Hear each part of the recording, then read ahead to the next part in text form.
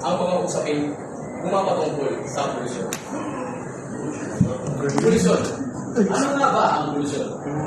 Alam natin lahat na ang polusyon ay isa sa mga nangunguna na suliranin dito sa ating bansa. Ang polusyon ay ang pagbabago ng kapaligiran lubos na nakaka-apekto sa mga halaman, mga hayop, maging sa mga tao, siyempre sa atin, sa mga tuwid.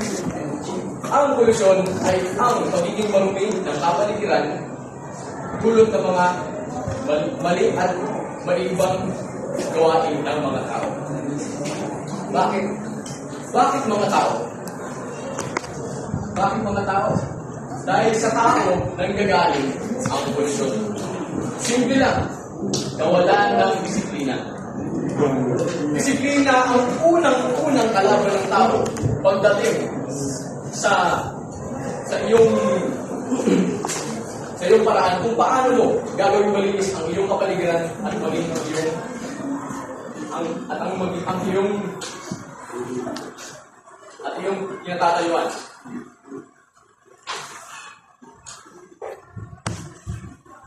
Marami yung mga basura dyan.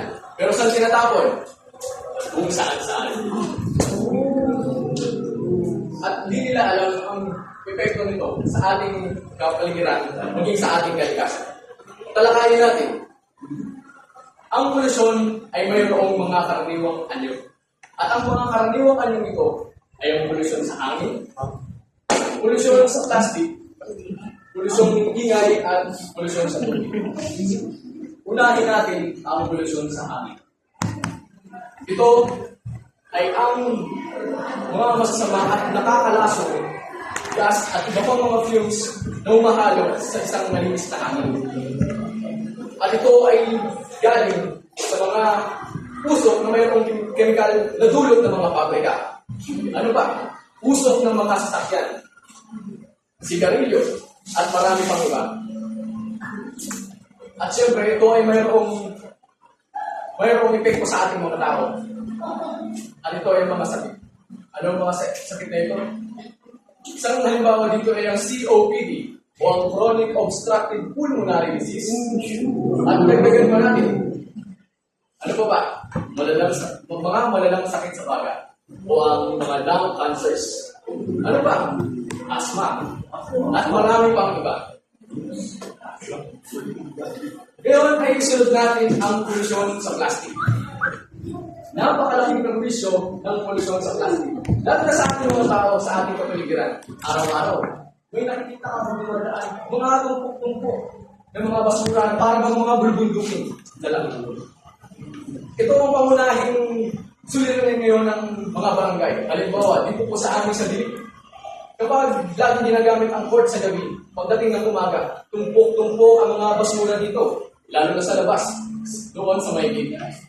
Kaya laging pinapaalalahanan ng aming punong kagawad ang mga tao upang maging magdisiplina sa mga basura. Ano pa? Kapag humantong ang polusyon o ang mga kalat sa dagat, ano nangyayari? Nasisira ang dagat. Maaari din makain ng mga isda ang mga plastic, basura na tinatapon natin doon. At ito ay hindi maganda para sa ating lahat. Dumako naman tayo sa polusyon sa ingay. Ang polusyon sa ingay ay ang mga ingay na nakakagambala sa atin. Tulad na lamang ng mga ingay ng mga tao, ingay ng mga hayop, mga speaker. Siyempre, mawawala ba ang mga makina? Yan ang unang-una talagang nagiging sanhi ng polusyon sa ingay dito sa atin. Dahil ang pinaka-nangungunang polusyon sa ingay sa buong mundo ay ang sistema ng transportasyon. Mapapansin naman natin, ang mga dumadaang sasakyan, minsan, pangkarga ito, ganun lang yun. Nagkakalasan ba ang mga makina? At ito ay labis na nakakagambala para sa atin. Isa pang magandang halimbawa dito ay ang mga nagbibidyo sa gabi na dapat ay hanggang oras ng curfew para sa mga nagpa-party ay ito ay ginagawa nilang parang nilulubos-lubusan nila ang kanilang ginagawa. Minsan, inaabot pa ng madaling araw, umaga. Kaya ang mga tao o ang mga ating mga kapitbahay ay hirap na hirap sa kanilang pagtulog at nai-istorbo sa kanilang mga ginagawa. At ang pinakang epekto nito sa ating mga tao ay ang pagkakabili. Dahil sa mga tulog na labis na nakakarendi. Ngayon, ang kahuli-hulihan ay ang polusyon sa tubig. Ang polusyon sa tubig, ito ay ang tinatawag natin, di ba? Water pollution. Ito ay ang pagiging marumi ng tubig.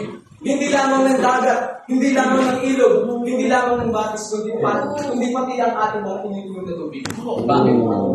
Kapag iniinom natin ng tubig na kontaminado na ng mga kemikal at marami pang dumi, ano mangyayari sa ating?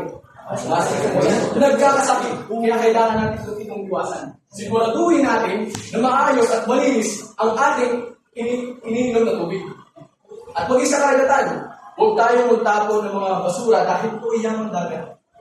Ang nakasira ito ng komposisyon ng mga yamang dagat. Ang anyo nito, paano na mga isda?